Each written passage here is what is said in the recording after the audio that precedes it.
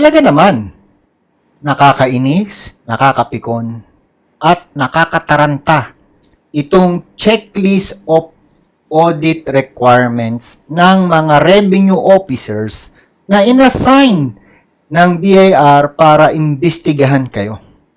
Bihira ang nakakaalam kung paano ang tamang handling. Okay? Kumbaga sa desabong na manok, marunong kang humawak ng manok na meron tari. Okay?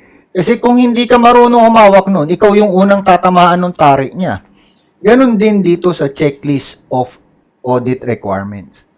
Kung hindi mo alam hawakan ang audit checklist ng BIR, ikaw yung unang matatarian yan. Yan po ang ating training sa araw na ito. At mga ka-taxpayer kung mahal, peace and happiness be with you for life. Alam ninyo, pakita ko lang sa inyo yung ginagawa ko. Ano? Yan, nakikita nyo ba? Sangkatutak. Yan ho yung iba't ibang klase ng mga checklist of requirements. Kumuha tayo ng isa.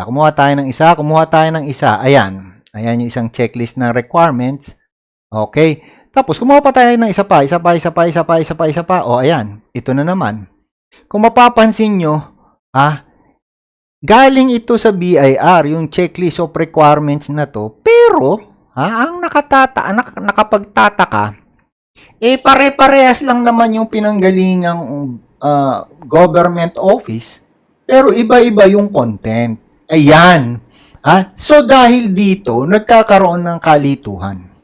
So, huwag kayong mag-alala, mga ka-taxpayer kung mahal. Naghahanap po ako ng mga 50 scholars ko para mag-training at maging tax specialista sa larangan ng letter of authority. Of course, kasi ang matatanggap ninyo, after matanggap niyo yung letter of authority at pag binuklat nyo sa second page, nandoon yung checklist of requirements.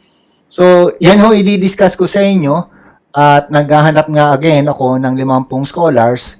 Kung kayo ho ay qualify, bakit hindi nyo ho kontakin si Emilio Marie Maestro sa kanyang Facebook account? Kasi siya ho yung nagpe-presenta na hawak sa letter of authority. So, abangan ho ninyo yung aking lecture. Actually, after nito, magle-lecture na ako.